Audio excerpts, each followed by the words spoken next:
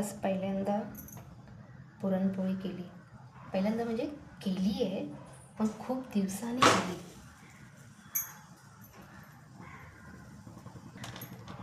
हळद टाकायचं लक्षातच राहिलं नाही.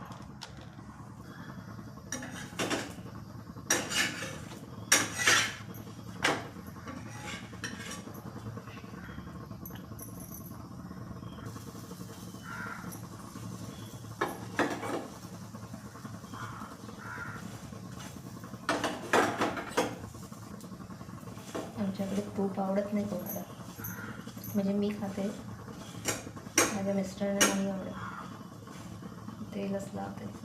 तूप लावलं तर ते खातच नाही. अशी आई बोलायची, अशी खरपूस भाजून घ्यायची.